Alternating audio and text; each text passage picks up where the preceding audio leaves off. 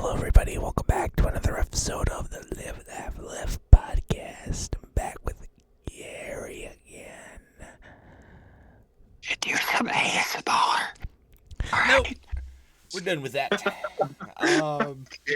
Yeah, welcome back. Here we go. Season 4, episode number 32. We creep closer to the end of the 2025 season. As the fall season has hit. And, still pretty warm where we're at, but it is technically fall. It is October now, so Championship Sunday right around the corner for NASCAR. Feels like only a month away, so still lots left to be decided in that time frame though. Kansas is just in the books. We're going to go over everything that happened there for both the Xfinity Series and the Cup Series. Got a couple of silly season things to go over. And then, of course, this week, we're going to preview this weekend's action from the Roval cutoff weekend in multiple ways. So, very, very exciting stuff there. Before we get to that, I would like to rejoice in victory for the Detroit Tigers.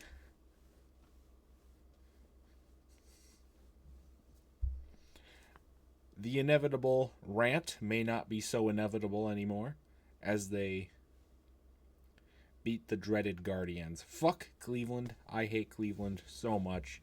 And to see the Tigers beat them, I cried. I did. Are you sure you didn't cry because they almost lost and joked it? No, I crashed out while I was driving. Not really crashed out. Like, I was pissed off. I didn't crash my car. But I was listening to it in the car, and I heard that they fucked up. I'm like, yeah, well, this is it. More pain, more misery. But no, it's time they held on for victory. So the inevitable rant that I was going to make about the Tigers season is on hold. They got revenge. Probably won't be happening at all at this point. We'll see how the ALDS goes. But we'll see. But anyways, just wanted to comment on that. Back to NASCAR stuff. Kansas in the books. Let's go it over. For the Xfinity Series, it was a fairly boring Xfinity Series race. Like New Hampshire, Kansas is starting to get worn down a bit surface-wise, and that became a big factor really in the Xfinity Series, but also the Cup race a little bit. So there was a lot of good racing action across the track, but it was mostly clean, which is not necessarily a bad thing, but it didn't suffice for a whole lot, at least until the end. Jeb Burton went around. The first stage was completely clean. Jeb Burton then spun in stage 2. Nothing crazy there. Justin Bonsignor was having a good day until he crashed in stage 3. Which then set up a late restart. The day had been mostly dominated by Justin Allgaier. He had swept the stages and was doing really good. But that late restart from the Bonsignor crash really changed things. It was Brandon Jones, in fact, who had a good day going, but was kind of lagging back. But he took a gamble and got the good rewards of it, paying it off by outlasting Allgaier and a late charge from Connor Zilisch, who had a rather quiet day for what he has been used to over the last few weeks. But Brandon Jones outlasted both of them to secure the win and advance into the next round of the Xfinity Series playoffs. So, good job to Brandon Jones to advance.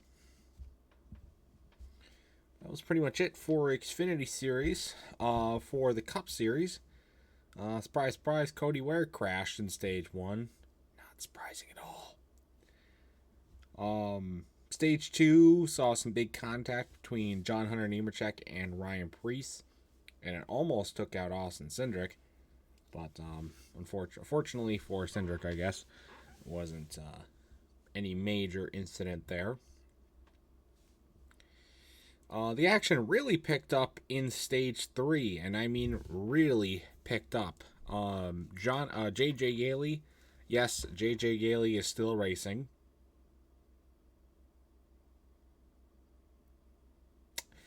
He went around for a spin in stage 3.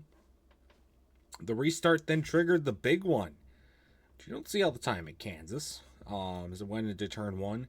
It was a terrible turn for Penske as both Joey Logano and Austin Cindric crashed, and Ryan Blaney almost got taken out in the chaos as well. Carson Hocevar was collected along with a few others. Then a couple of drivers tried to do some wall riding, including Alex Bowman and Kyle Busch. Kyle Busch ended up blowing a tire after getting into the wall, which then set up another late restart, which saw Carson Hocevar go around for a spin, which then set up another restart, which saw another huge crash. And Zane Smith showed everybody that the proper way to wall ride. You know, he saw Alex Bowman and Kyle Busch do it and be like, you know, amateurs. Ross Chastain got nothing on me. And what he did is he got pinned in the wall in turn 1 and his car flipped over. Yeah. Folks, we have a flip at Kansas this year. I think this was the first flip of the year. Am I right? I don't remember. No, second flip. It was a second flip behind Ryan Preece's flip at Daytona. But yeah, I hadn't seen a flip like that since Casey Kane at Bristol in the Xfinity Series way back in, I think it was like 2008 or 2009. It's a long time since somebody has done that kind of wall riding. Thankfully, he was okay. The wreck also collected... Gas. We're gonna pick up the gas. Wreck also collected Ty Gibbs and John Hunter Nemechek again, which then set up another restart, the final one of the day. And I find this to be one of the funniest finishes of all time. Let's set the story. Toyota has been absolutely dominating this race. They have 5 cars up front. Bubba Wallace, Denny Hamlin, and a few others. I think Bubba Wallace, Denny Hamlin, Tyler Reddick was up there. Christopher Bell, I think, was up there too. And a couple others. And you're like, okay, they got Chase this Briscoe. one. Chase Briscoe, yeah, he was the other one that was up there. And you think, man, they've got this win in the bag. Denny Hamlin had been dominating the race, swept the stages.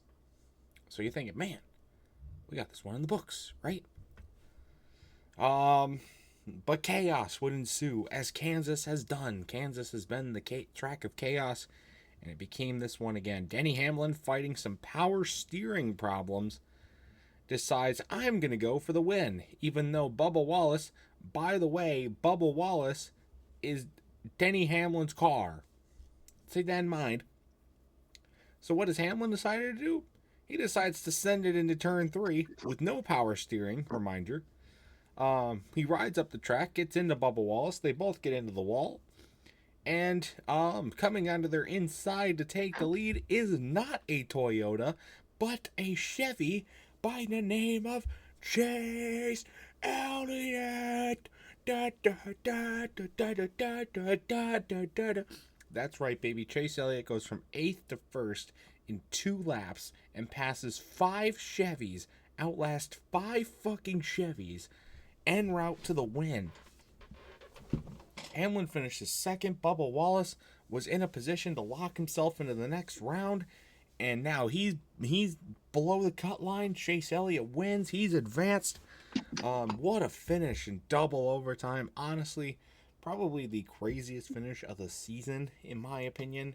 Chase Elliott had a decent run all day, but he was nowhere near of capacity to win this race. And the fact that it happened that way, with Denny Hamlin taking out his own car, the car he owns, taking that car not just out of the race, but out of playoff contention possibly, to give it to a Chevy? I mean, that's crazy. That's absolutely crazy stuff. But yep, Chase Elliott wins and advances. It was a good day in Pringleland. Well, for some people in Pringleson. True. Before we get to the points, I did want to say Carson Hocevar, because it's Carson Hocevar, was fined $50K for putting safety workers at risk at the Kansas race. Now, I don't know exactly what this was about. I think it was something post race. Am I right? No. So when he wrecked, the safety crew members were coming to his car, and he started revving his engine and started getting the wheels going to try to get back onto the track while they were trying to get him, situated. So that's what was going on, and basically he got fined for that. Rightfully so. So, that happened. There wasn't any other penalties to talk about. So now we can get to the points standings. Leaving Kansas. Well, we already know Ryan Blaney and Chase Elliott are locked. Yep, and this is a cutoff race as well for, I think, all three series. So this is going to be an interesting... The next race, not this race. Yeah, the Roval is a cutoff race. So we're going into one. Yeah. Sorry, Jesus fucking Christ.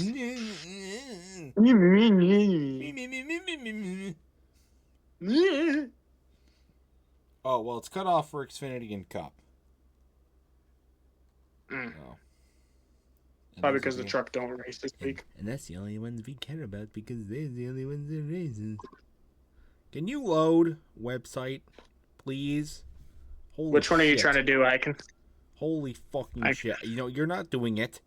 I got it. There it goes. It loaded. Okay. So the Xfinity Series playoffs. It's a tight one. Brandon Jones, Connor Zilic, and Justin Allgaier are all locked in by virtue of victories or points. So they're good to go. Sam Mayer is in fourth, 43 points above the cut line. He's in a pretty good position. Everybody else, though, from Taylor Gray on down, is not in a good position, which is going to set up a very chaotic and interesting weekend at the Roval. Taylor Gray is 16 points above the cut line in fifth. Sheldon Creed, 12 plus 12. He's in sixth. Carson Quapple in seventh is plus 9. And Jesse Love is plus 5 in eighth. Meanwhile, Nick Sanchez is minus 5 in ninth. Austin Hill, minus 7 in 10th. Harrison Burton, minus 8th. He's in 11th. And 12th, bringing up the rear, Sammy Smith, but only 14 points back. So he's made up some ground after that bad Bristol race. Here's the question I'm going to ask you, Tyler.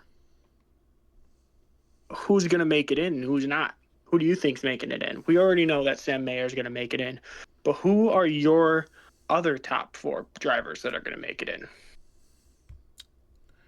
Yeah, that's a good question. I don't know. We should start doing that when playoffs happen. Make our prediction. I mean, the Cup Series bracket's a little bit more set because there's a lot more points differences. But Xfinity is going to be very interesting because, Sam Mayer is not fully locked in. If he has a bad qualifying run and wrecks out early, he could get eliminated. But I don't think it's going to happen. I think, and honestly, I don't think Austin Hill will make it. He's a pretty not great road course racer, and I don't think Harrison Burton's going to make it either. I could see Sammy Smith locking his way in. Nick Sanchez, I think, possibly could get in. I think they're the only 2 guys not above the cut line that I think could get there. I'd like to see Jesse Love fuck up so that the RCR cars both get eliminated. I think that'd be great. I think what's funny is that Austin Hill is out of the playoffs after what he did at Indianapolis. Right. Sheldon Creed, I think, is going to make his way in. I say Sheldon Creed, Taylor Taylor Gray will sneak in, and then I'll give it Carson Kvapil and Nick Sanchez as the. So you think Sam Mayer's not making it in? No, Sam Mayer. I already said Sam Mayer's a lock, pretty much. He's okay. I think. But other than that, I think that's what I think. I think it's gonna be Taylor Gray, Carson Kvapil. I'll go Jesse Love, and I'm gonna go with Sammy Smith to win the race and lock himself in. Bold, but possible. I mean, there's only. I just want to see that 8 car back in the final 8. I mean, there's only but 5th and 12th. There's only between 5th and 12th. There's only 30 points.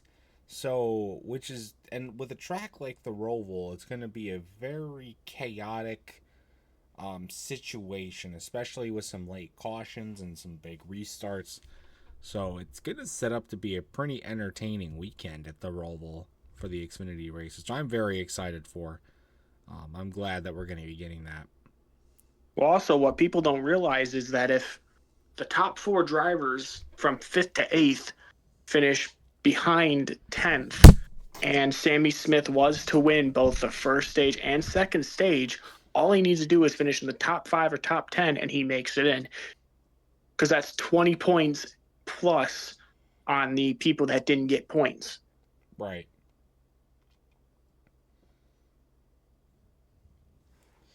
But yeah, it's very, very interesting for sure. We all know who's going to win, though. True. Continue. For the Cup Series, their playoff grid, again, Chase Elliott and Ryan Blaney both locked in via wins. Everything else still up for grabs. Kyle Larson, 3rd, 54 points above the cut line. Denny Hamlin still in 4th, 48 points above the cut line. Still a good day for him with sweeping the stages. Christopher Bell, 5th. He's 44 points above the cut line. William Byron, 6th, 40 points above the cut line. So all those drivers are in pretty good positions going into the Roval. They should be fine in order to advance. After that, it does get a little bit rockier. Chase Briscoe in 7th, 21 points above the cut line. Joey Logano, despite the accident, still above the cut line, 13 points to be exact, in 8th.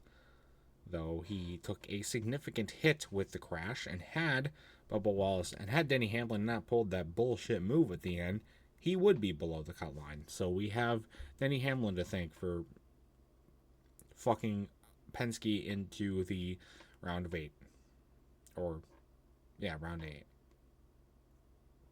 Thank you. Imagine if Austin Cindric wins this race.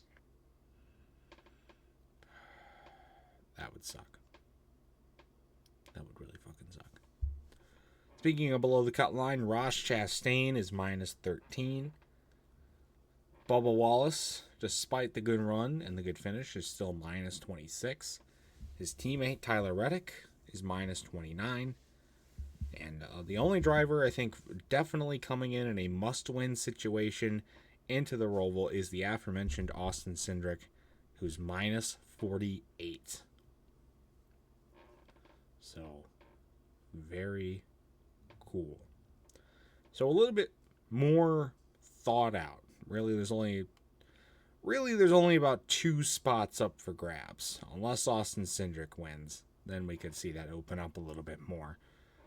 But should be chaos for those final spots, because you got some good drivers sitting below the cut line. But anyways, that is Kansas.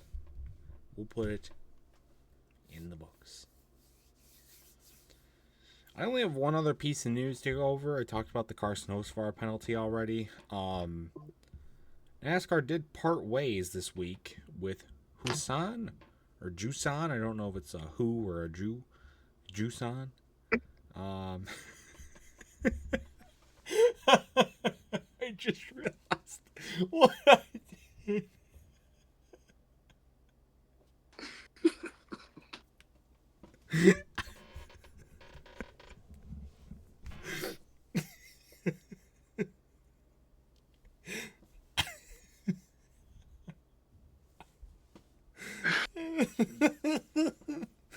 It's only funny if you guys didn't know I'm Jewish.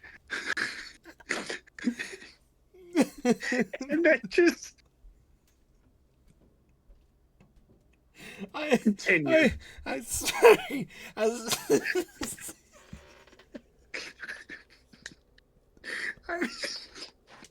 I did not mean it that way. I did not. Someone clip this. I was Someone only meaning pronunciations. I was trying to pronunciate. I'm not mad or anything. If I laugh at that, that's hilarious. Oh, that was funny. I just love how you realize after I just chuckled. Oh my god. You're like, oh crap. Oh. Strike one. Oh. Strike one, Tyler. Strike one. That was definitely strike one against me, yeah. Anyways, we're gonna call him Husan Hamilton.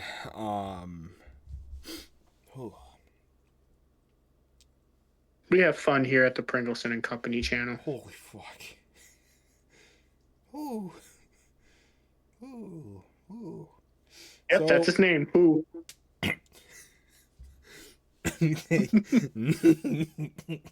Okay. We can't stop laughing now.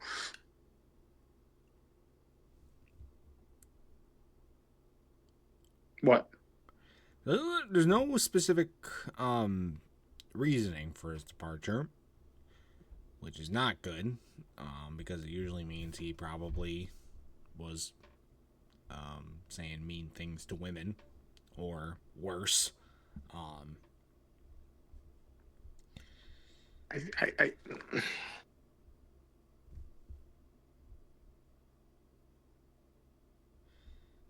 But who knows? But he's gone. Sayonara. Didn't know you existed before this, so sayonara, I guess. I don't know. Anyways, that's all the news that I had. I don't know if you had anything to bring up, Garry, or whatever.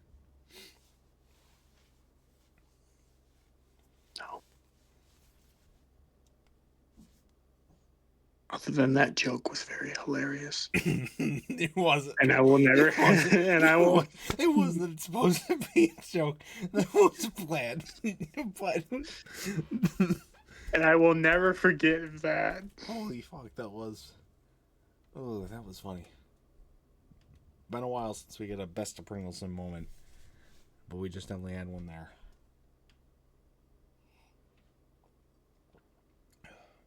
What the fuck is that? Miniature harmonica. Good thing your speakers are so bad that the sound isn't coming through. Yep, still not coming through. Yep, Garry just choked himself to death, so there's that. At least he went out with a good line. Anyway, like we said, Roval time. Talked about it a little bit already. Cutoff time for both Xfinity and the Cup Series. Obviously, Xfinity still has a good amount left as far as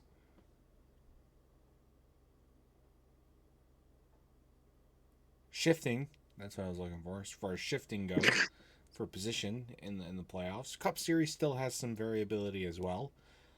Despite the bigger points gaps, especially with how chaotic of a track the Roval is. So, should be a lot of fun. So, who do we think is going to win the Xfinity race? Well, I said it earlier. I'm going to say it again. I'm going to go with number 8, Sammy Smith.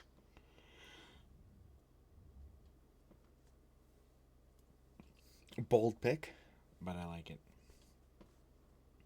I'm going to go with the more obvious pick, because I don't know if Shane Van Gisbergen is running in the Xfinity race.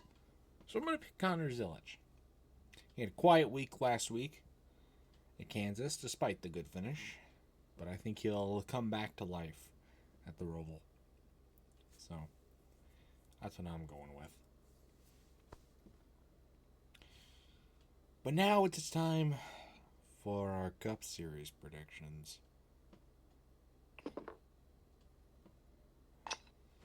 Here we go. The only ones that aren't in there is the 21 and the 48 because we picked them last time.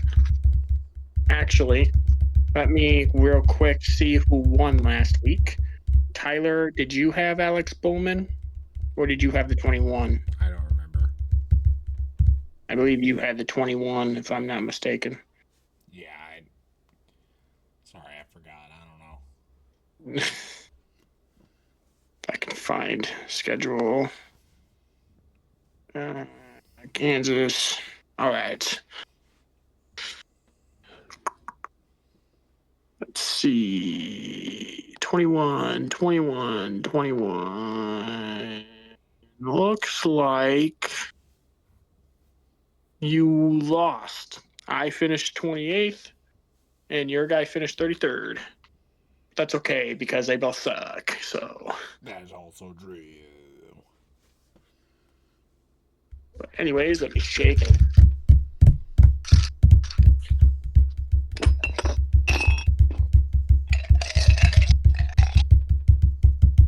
Tyler's pick. A playoff driver. The must-win playoff driver.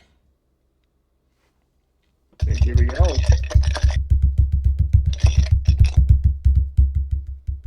Another playoff driver. But not in must-win territory. I just got back-to-back Hendrick drivers. I just realized that. Well, there's a very small pool to pick from. An off-season goal, Gary, we're going to get you all of the drivers' poker chips so we have a more...